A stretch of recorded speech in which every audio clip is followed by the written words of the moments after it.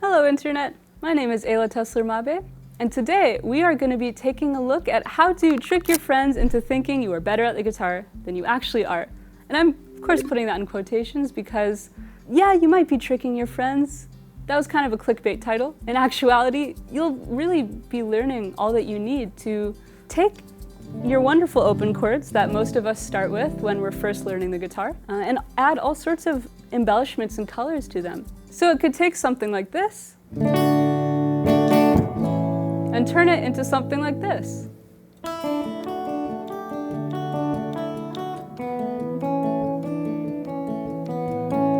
And you might recognize that as the classic Bryan Adams song, Summer of '69. And it goes to show how powerful it is to learn how to do these wonderful little chord embellishments. And even as a beginner, you will be able to learn them too. So let's go. I'm going to take you through a bunch of basic open chords that you likely already know, or you will encounter soon in your guitar playing journey if you're a beginner. And the general rule of thumb is if you take an open chord and you take a finger off or add a finger in the right place, you're going to be adding some really nice colors to the chord. So what I mean by that is if we take a regular D major open chord like this and take our middle finger off of the high E string, becomes a D sus2. And that might sound like a scary chord name. You can ignore it for now if you want. Basically, all you need to know is anytime you play a D major chord like this, you can take that middle finger off and you can hear it has this really lovely color to it that, you know, might be exactly what you're looking for to take your playing to another level. And it adds a little bit of melody and movement to what you're playing. And another thing you can do is add your pinky to the high E string, 3rd fret. Now it becomes a D sus4. Again, you can ignore the chord name and just know that anytime you have the opportunity to play a D major open chord like this, try playing around with, you know, taking your middle finger off or adding your pinky, and it could turn into something like this.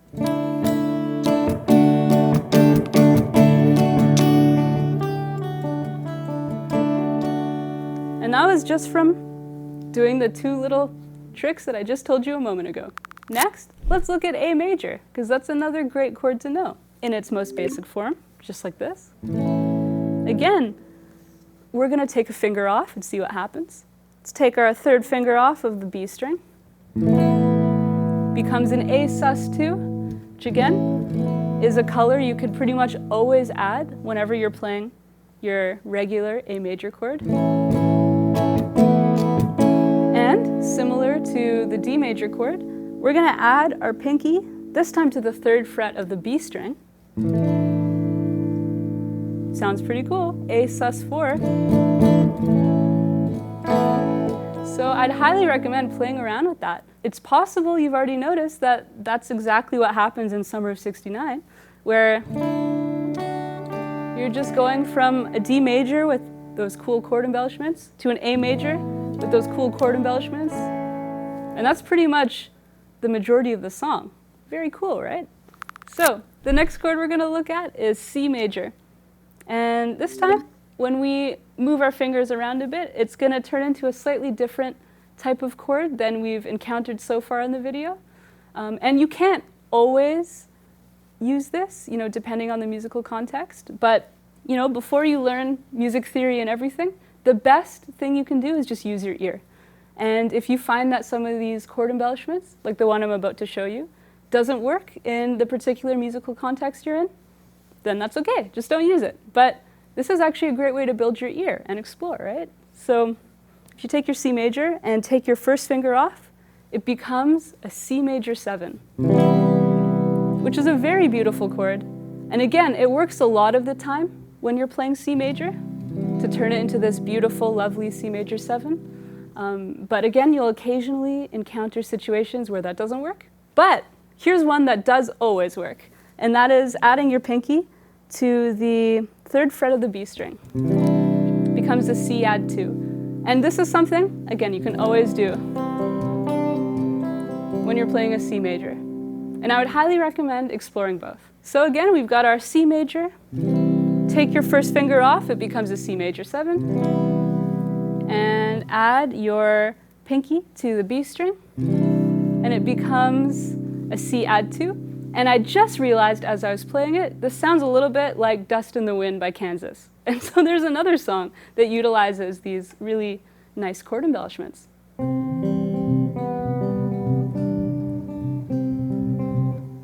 For example, now we're going to take a look at E major. And this chord in particular actually gives us quite a bit of freedom to do a lot of cool things with it.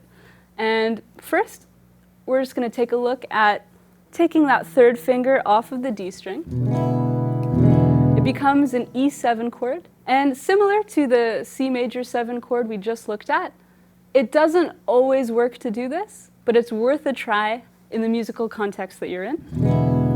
And here is a good rule of thumb to use as a musician. If you were to try it and hear that it doesn't sound quite right, just immediately add your finger back, and it still might kind of work as a cool, passing tone kind of color. And if you do it really confidently, it may seem like you did it on purpose, even if it doesn't suit the musical context.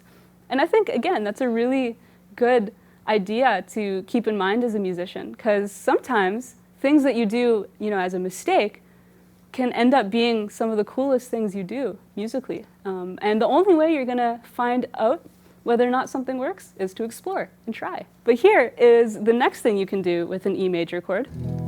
With your pinky, you can add it to the high E string, you can add it to the B string and the G string, all on the 2nd fret.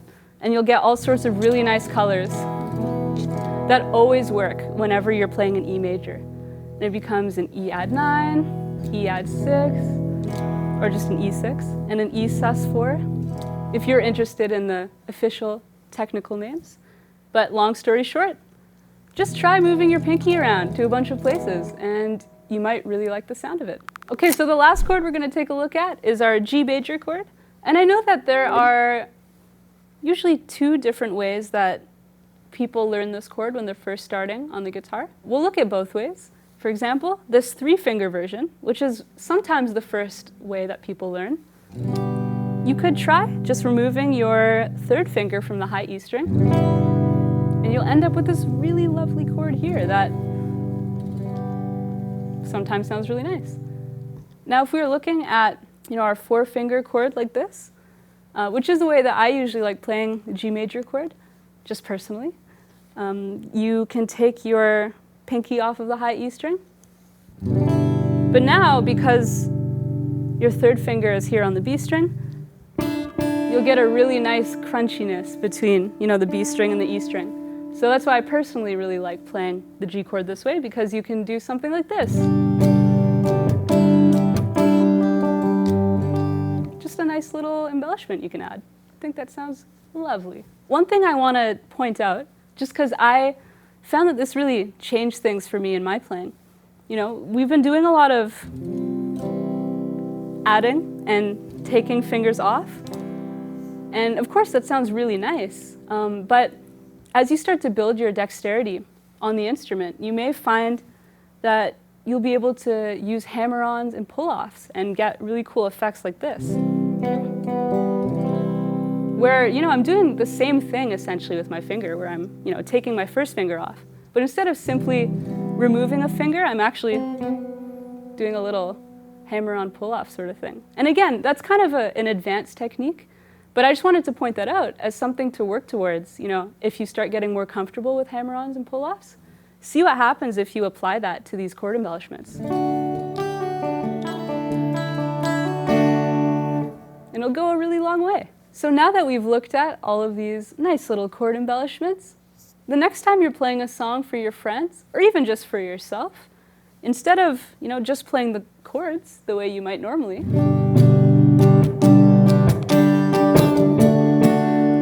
not that that doesn't sound really nice, see what happens if you add some embellishments.